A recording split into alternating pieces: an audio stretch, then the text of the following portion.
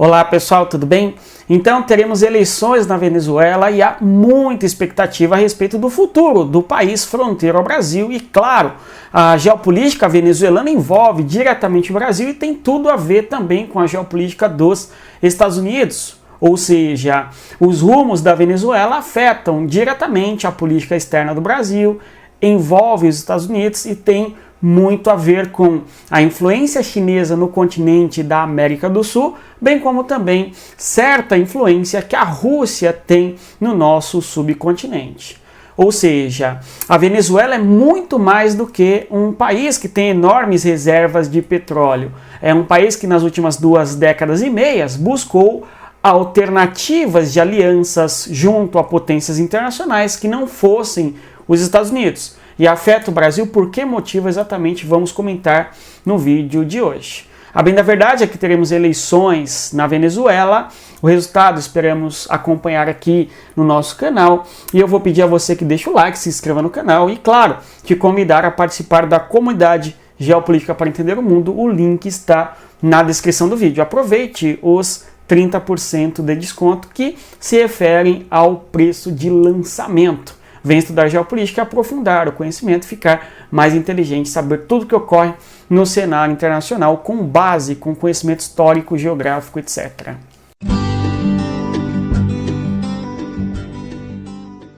Olá pessoal, então nós temos as eleições na Venezuela ocorrendo no dia de hoje e muita expectativa para o resultado.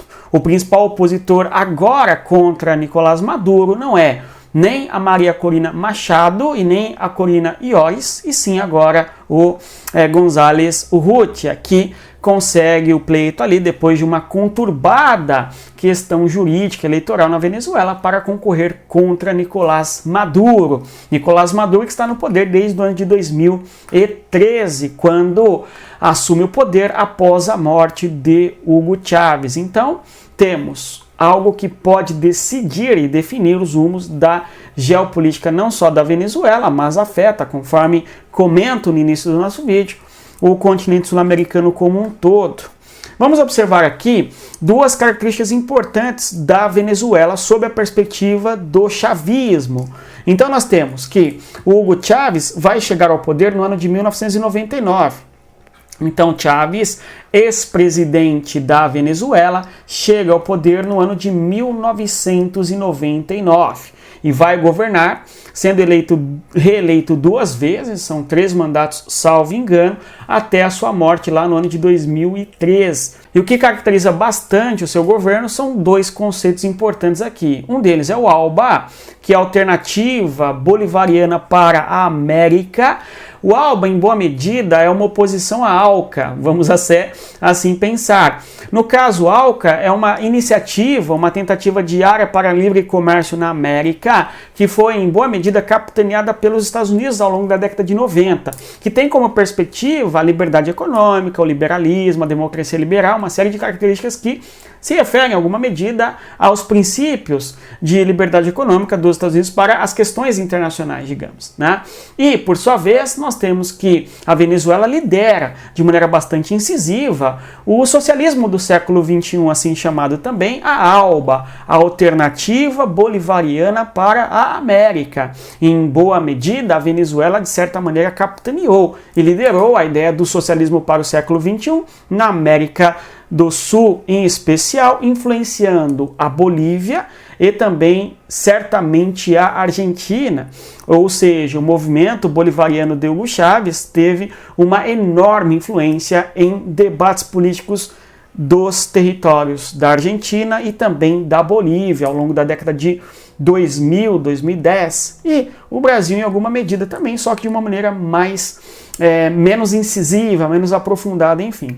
Além do mais, nós temos ainda outra característica que marca os governos de Nicolás Maduro e também marcava de Hugo Chávez, que é as reuniões do Foro de São Paulo que começam lá na década de 90. E aqui nós temos, inclusive, um dos debates mais asquerosos que existem na questão da política internacional envolvendo o Brasil. E vamos pensar, vamos dizer assim, a elite intelectual que discute as questões da política externa do Brasil e tal, porque durante muito tempo se negava a ideia de que havia reuniões todos os anos envolvendo a esquerda na América do Sul, com o objetivo ali de discutir meios para chegar ao poder e assim por diante, né? Só que, de tempos recentes, a gente tem acompanhado o encontro do Foro de São Paulo ao vivo pelo YouTube. Tanto é que você tem aqui Nicolás Maduro discursando no evento do Foro de São Paulo, quando completa ali 30 anos, e ele está discursando há 3 anos passados, foi em 2021.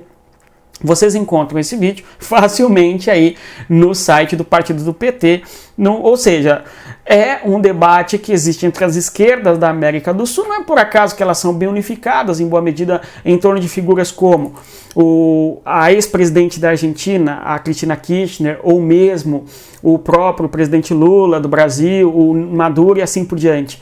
Ou seja, é um debate do Foro de São Paulo que busca algum caminho à esquerda para a América do Sul e assim por diante. Okay? Então, são duas características que fazem da Venezuela, em alguma medida, líder, em especial na questão do ALBA, ou da ALBA, não é? A alternativa bolivariana para a América. A Venezuela, de certa maneira, lidera esse movimento e, em decorrência de se fazer uma alternativa em relação à ALCA, a Venezuela é um rival dos Estados Unidos aqui no nosso continente, conforme nós observamos ao longo dos últimos 25 anos, pelo menos.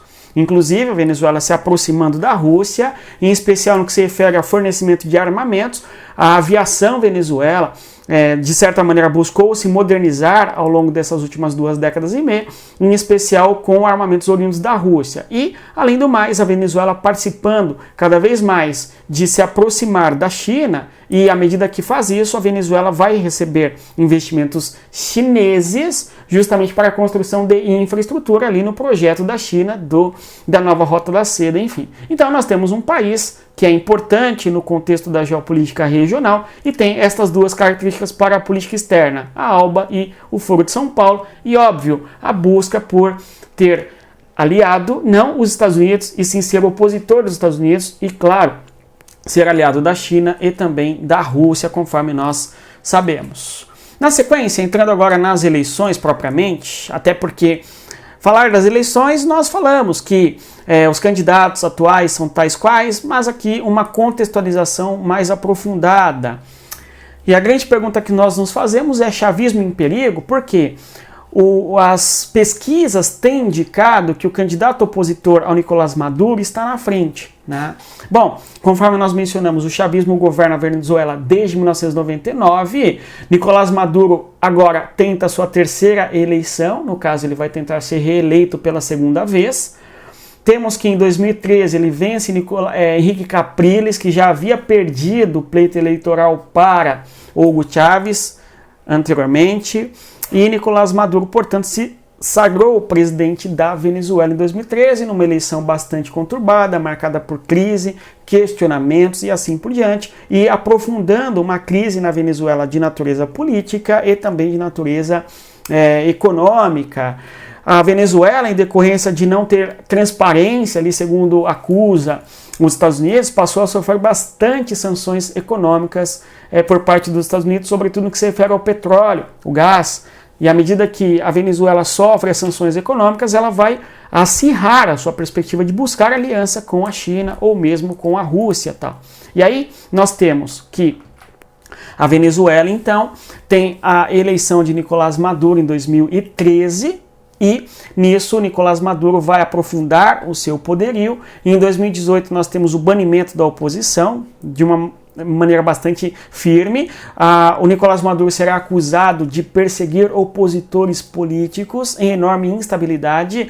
E à medida que isto vai ocorrendo na Venezuela, crise política associada à crise econômica, sem entrar no detalhe aqui, muitos vão falar, não, a crise econômica na Venezuela é em decorrência das sanções dos Estados Unidos. Outros vão dizer que não, que a crise econômica da Venezuela é em decorrência da Venezuela tentar estatizar a economia e, de certa maneira, isto faz com que não haja mais investimento no país, até porque muitas empresas são perseguidas quando estrangeiras ou então são nacionalizadas, levando à bancarrota econômica, enfim. Então há duas concepções no mínimo. Percebam aqui, a nossa tentativa de trazer ao debate que existem duas interpretações, pelo menos, a respeito do problema econômico. Fato é que nós temos um problema econômico na Venezuela e milhões de pessoas abandonando o país e, desgraçadamente, perdendo a sua capacidade de consumo, um empobrecimento significativo na Venezuela, a população emagrecendo em média 10 quilos e, inclusive, quase 500 mil venezuelanos que hoje vivem no Brasil e parte deles pedem, junto ao governo do Brasil, não apenas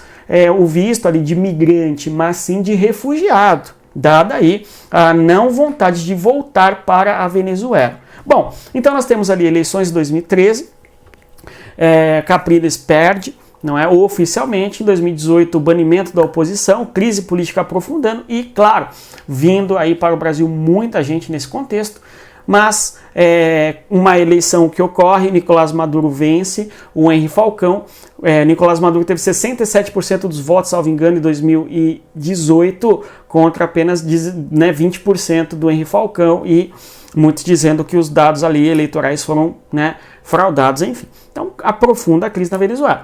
Em 2023, na sequência, nós temos algo novo, muito importante aqui, que é o Acordo de Barbados. Esse Acordo de Barbados, feito no Caribe, busca, junto ao Nicolás Maduro, uma segurança de que nós teríamos eleições em 2024. Tudo bem? A Venezuela se compromete, neste momento, a ter eleições. O objetivo de Nicolás Maduro, especialmente, é minimizar um pouco as sanções que sofrem dos Estados Unidos. Tudo bem? Agora, o ano de 2024 inicia e aí nós temos duas candidatas da oposição a Nicolás Maduro que não conseguem emplacar sua candidatura. É o caso de Maria Corina Machado, uma das figuras mais populares hoje na Venezuela. Se vocês acompanharem as redes sociais da Maria Corina Machado, vocês vão ver o quanto essa mulher angaria milhares mesmo assim, de pessoas que seguem nos seus discursos públicos e assim por diante, mas ela tem sua candidatura impugnada pelo Tribunal Supremo de Justiça do país. Na sequência, ela tem os seus direitos políticos cassados e tal. A consequência é que ela foi banida.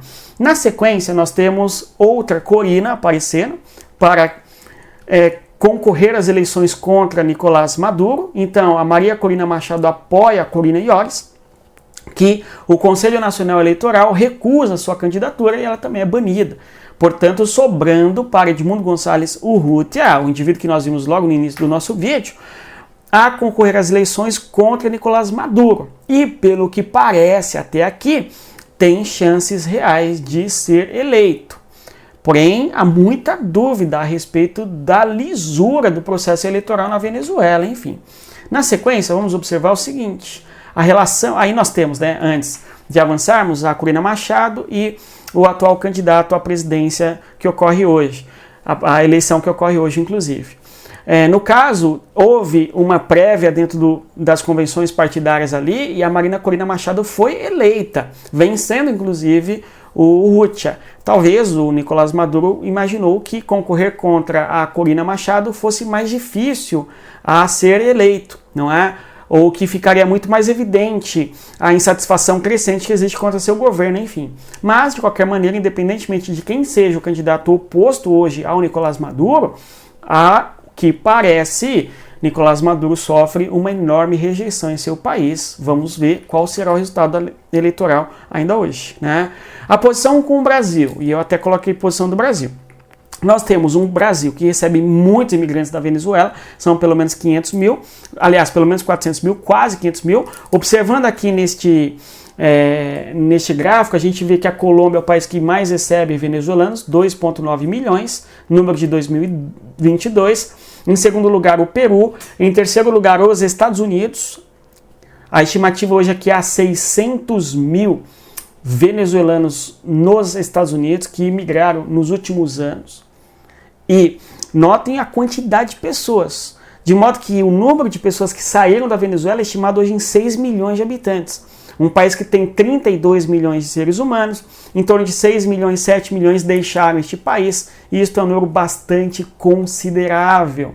É quase 20% da população que deixa a Venezuela. E parte vem para o Brasil, o quarto país que mais recebe venezuelano. Quem conhece as regiões centrais de São Paulo ou mesmo Roraima, sabe que você encontra grandes quantidades de venezuelanos buscando trabalho e melhorar sua vida e assim por diante. Na sequência nós temos aí Equador, Espanha, Chile, enfim, ou seja, para diversos lugares os venezuelanos foram nos últimos anos em decorrência da crise política e também da crise econômica que ocorre, infelizmente, na Venezuela. Então, o Brasil está envolvido com a Venezuela, de certa maneira, por conta dessa questão da migração. Há toda uma aliança ideológica e política do Lula com o Maduro, conforme nós sabemos, e temos uma questão importante que envolve o Mercosul. A Venezuela é um membro suspenso do Mercosul, justamente no que se refere ali à questão da cláusula de Ushuaia, que é a cláusula democrática, enfim. A Venezuela foi suspensa do Mercosul em 2016, ainda que tenha entrado para o Mercosul com um grande apoio do Brasil em 2012. Tudo bem? Mas no governo Temer ali o entendimento foi diferente, aí a suspensão da Venezuela. Outra coisa, a questão das Guianas. No caso, o Brasil tentou intermediar tardiamente, né, a questão da Guiana, por conta de a Venezuela dizer que pertence ao seu território a Guiana Essequiba, que a Guiana não diz que não é assim não. Então você tem uma controvérsia, nós analisamos aqui no nosso canal, e agora temos esse processo eleitoral marcado por muitas falas comprometedoras de Nicolás Maduro, falando em banho de sangue, por exemplo, dizendo que quem não entendeu o que ele quis dizer simplesmente tem que tomar chá de camomila, e questionando até no Brasil o resultado ali eleitoral, justamente falando que o Brasil não audita nenhuma urna, né? Então, Nicolás Maduro aí tomando certas posições, levando o Lula a ficar um tanto desnorteado, né? Se é que não é um teatro se é que não há um teatro entre eles, né? Um fingimento de discórdia, enfim, o fato é que nós, ao acompanharmos aí esses últimos dias, vemos claramente uma espécie de distanciamento entre Lula e o seu affair, não é, da fronteira norte do nosso país. Então, temos aqui algumas relações com o Brasil, espero que nós tenhamos compreendido, sem aprofundar muito isso, só para mencionar. E, no mais é isso. Se você chegou até aqui, eu agradeço sua presença. Vou pedir a você que deixe o like, se inscreva no canal e, claro, divulgue o conteúdo das pessoas que gostam de geopolítica. E você quer aprender em profundidade de geopolítica, venha para a nossa comunidade Geopolítica para Entender o Mundo. Bons estudos, no mais é isso. Respeita a geografia, até mais. Tchau, pessoal.